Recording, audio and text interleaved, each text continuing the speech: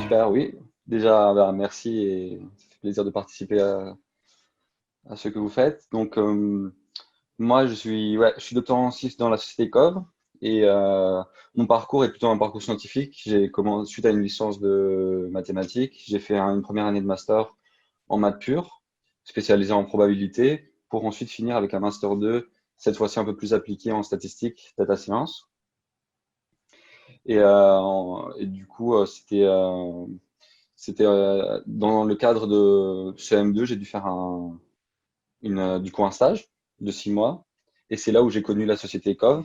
Et la société ECOV, du coup, c'est une start-up de l'économie sociale et solidaire qui propose en fait une solution de covoiturage, un peu différent des autres parce que c'est du covoiturage de courte distance, en général plutôt dans des régions périurbaines et rurales, afin de faciliter en fait la mobilité sur des zones un peu denses. Et ce qui la diffère par rapport à ses concurrents, c'est qu'elle propose vraiment une station de covoiturage connectée. C'est le point de rencontre du coup entre conducteurs et passagers qui, qui est physique et qui, en plus de ça, permet au fait au conducteur de voir les demandes en temps réel des passagers, parce qu'elle est avec ce point physique qui est accompagné d'un panneau lumineux où les demandes des passagers sont affichées. Du coup, en plus de l'application mobile, il y a aussi cette manière de pouvoir voir les demandes de covoiturage. Et c'est pour cette raison qu'on appelle en fait que notre approche est plutôt une approche de matching stochastique entre conducteurs et passagers. D'accord, Parce qu'un passager est confronté à un flux de conducteurs. Et il n'y a pas de rendez-vous précis entre conducteur et passager. d'accord, très bien. C'est un concept et une structure qui fonctionne bien pour les covoiturages comme ça de courte distance pour le quotidien, contrairement à d'autres solutions qui sont vraiment pour de la longue distance, où on se donne un rendez-vous spatio-temporel précis. Ce rendez-vous spatio-temporel précis n'est pas adapté en fait pour le court distance qu'on veut être spontané. Ok, Et du coup, en fait, une fois que j'ai fait mon stage chez COV de fin d'études, j'ai découvert en fait ce nouveau concept et on a vu qu'il y a un beau potentiel de statistiques derrière parce qu'on voit bien que c'est des flux de personnes à se faire rencontrer, donc il y a moyen de faire des stats. Et on s'est rendu compte que ce qui était important dans un covoiturage, dans ce genre, c'est de fournir en fait une information du temps d'attente fiable aux passagers. Et c'est du coup le sujet principal de ma thèse, c'est de construire des modèles sur ces prédictions de temps d'attente pour un système de covoiturage comme créé par ECOV en fait. Alors, déjà, une thèse CIFRE, ben, comme son nom, la thèse CIFRE, ça veut dire Convention industrielle de formation par la recherche. Donc, comme son nom l'indique, il s'agit d'une formation en fait, donc de continuer ses études en, après le master par la recherche en fait dans un cadre industriel. Il s'agit donc de répondre vraiment à une problématique d'une entreprise, mais à une problématique qui est un peu plus complexe et qui nécessite en fait un temps de recherche, qui nécessite de prendre du temps pour vraiment explorer et pouvoir construire une réponse qui mérite, euh, qui mérite du temps à être étudiée.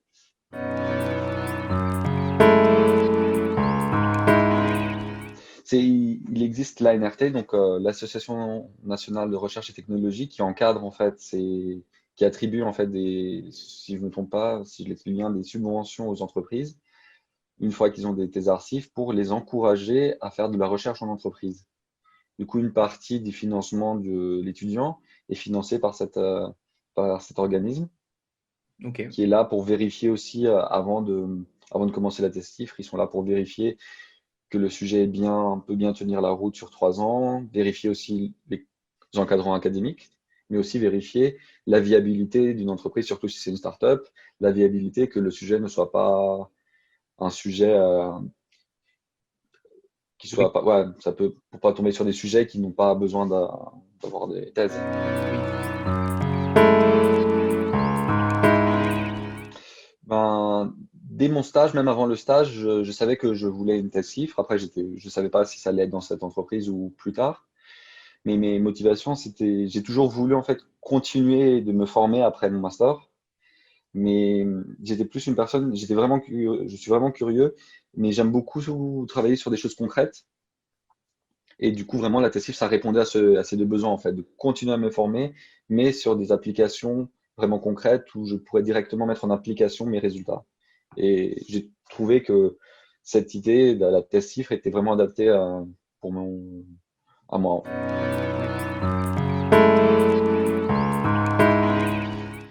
Il y a, du coup, ouais, pour trouver un sujet de TESIF, il y a plusieurs manières. Il y a soit on peut consulter directement les offres déjà postées, en général, c'est sur le site de l'ANRT. Du coup, là-bas, il y a une liste comme des offres d'emploi, mais c'est des offres de thèse de chiffres. Et il recense un peu il y a une assez grande base de données avec les thèses CIF, du coup, qui sont déjà posées par l'entreprise. Des fois, même les encadrants académiques sont déjà identifiés. Et les laboratoires, des fois, non. C'est à l'étudiant de chercher, du coup, de son côté, le laboratoire. Et ça, c'est, disons, une piste pour pouvoir trouver une thèse CIFRE où tout est déjà préparé presque. Je veux dire, au moins le sujet existe, etc. Ensuite, il y a aussi d'autres canaux. On peut chercher aussi par entreprise, comme des offres d'emploi.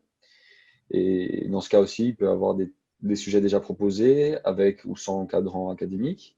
Et une autre manière, c'est la manière où moi j'ai fait ma thèse, c'est de construire en fait son sujet avec l'entreprise de A à Z. Et c'était un peu ce que j'ai fait pendant mon stage en fait. Pendant mon stage, j'ai défriché le terrain un peu il s'agissait d'une startup, donc c'était assez nouveau. Et du coup, j'ai défriché le terrain, j'ai fait l'état de l'art, et on s'est vite rendu compte que ça méritait de construire un sujet de thèse. Et durant ces 6 mois où j'ai dû faire mon stage de M2, j'ai aussi parallèlement et un peu après construit mon dossier et du coup rédigé moi-même le sujet de thèse avec bien sûr d'une part les encadrants, mes futurs encadrants académiques et aussi mes futurs encadrants industriels.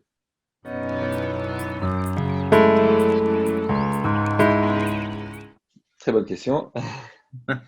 Du coup, en fait, une fois que il y a ceux qui, disons, il y a tout ce qui est officiel et tout ce qui est officieux. Officiellement, il y a un contrat, et sur le contrat, il y a un pourcentage de temps qui est attribué sur ta présence physique en entreprise et au laboratoire. Donc, par exemple, dans mon cas, 3 jours par semaine, je suis en entreprise et 2 jours par semaine, je suis au laboratoire. Cela ne veut pas dire que les 3 jours où je suis en entreprise, je fais pas de recherche. Ou inversement, les jours où je suis au labo, je fais pas peut-être des petites choses opérationnelles pour l'entreprise. Non, ça, c'est juste les présences. Euh, le but d'une DSIF, c'est bien sûr de développer et de avancer son sujet de recherche, tout en étant aussi de temps en temps disponible pour répondre à des besoins opérationnels de l'entreprise. Mais cela doit être bien contrôlé, doit bien être discuté entre les encadrants scientifiques et les encadrants académiques, pardon, scientifiques et industriels, pour éviter que ça empiète le sujet de thèse, mais aussi que ça aide l'entreprise. Après, il y a des moments dans une vie d'entreprise où, pendant la thèse, on a besoin d'être bien concentré sur des sujets pendant des semaines d'affilée. Par exemple, si on a des conférences, on a plein de présentations, peut-être on va travailler, on va être aussi physiquement 3, 4 semaines d'affilée au laboratoire, mais ensuite on essaiera de rattraper en fait ce déséquilibre en entreprise en donnant peut-être un peu plus de temps sur des sujets de l'entreprise. Il est, il est important quand même que les encadrants industriels puissent protéger le thésard et lui proposer en général des projets peut-être de court terme qui évitent pas de le pénaliser, mais de le devoir en fait pendant plusieurs mois d'affilée être sur un sujet précis qui puisse peut-être le bloquer s'il a besoin de partir faire des confs. Mais en général, les encadrants industriels ont l'habitude d'encadrer et savent respecter ce petit problème de temps, comment dire, De balance. d'emploi du temps. Voilà, il y a cette balance. Et ça, dans mon cas, moi, je prends un peu de recul, je finis la thèse bientôt. Moi, c'était pas sur les semaines, mais c'était plus la première année, j'ai fait beaucoup d'opérationnels. Et petit à petit, vers la fin de ma thèse, j'en ai fait de moins en moins. Et ça arrive assez souvent. On comptait pas en jours, on compte pas en, même si on avait mis sur le document, c'est pour ça que je disais officiellement, officieusement, 3 jours et 2 jours. des fois, il se passait des semaines entières où j'étais en entreprise. Et maintenant, c'est le contraire. Il se passe des semaines entières où je suis au laboratoire pour être plus près sur ma thèse.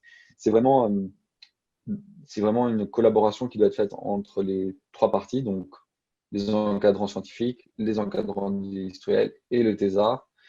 Et normalement, il ne faudrait pas, mais s'il faut, il y a le contrat qui définit bien tous ces détails si vraiment il y a un problème d'encadrement. D'accord. Déjà, le fait d'avoir choisi Intensif, ça montre directement le fait, pour moi, ça montre directement le fait que je trouve qu'il y a beaucoup de valeurs en entreprise, qui sont intéressantes et qui peuvent m'aider à évoluer. Du coup, je vais commencer par juste le fait d'avoir des professionnels dans certains domaines qui sont peut-être moins présents au laboratoire et plus présents en entreprise, que ça soit, moi je fais des statistiques, je fais de la programmation, c'est différent de programmer en fait de faire des programmes quand on fait de la recherche et c'est différent quand on passe en industrialisation et qu'on veut faire de la programmation du développement industriel. Et moi, c'est une chose qui m'intéresse et du coup, j'ai pu avoir, étant encadré aussi du côté industriel par des professionnels dans ce domaine, j'ai pu, en plus de ma recherche, avoir aussi ces compétences, pouvoir apprendre ces compétences. Du coup, il y a un partage de connaissances en fait qui est très intéressant en entreprise. On- de l'autre côté, on a le laboratoire qui te donne d'autres compétences et c'est super intéressant, mais en même temps, il y a toujours le même problème, combien de temps on y consacre.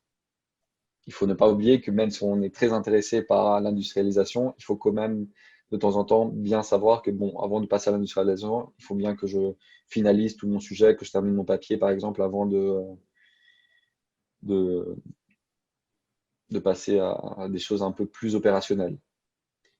Donc ça, c'est une chose. Après, une autre chose, ce qui peut être aussi compliqué, c'est le fait il y a certains rituels dans les entreprises, certaines réunions quotidiennes, hebdomadaires, etc. Elles aussi, c'est des choses qu'il faut prendre en compte et savoir qu'il faut bien s'organiser pour éviter d'être tout le temps pris par des réunions parce que ça peut aller vite dans les entreprises et ça peut prendre du temps sans s'en rendre compte.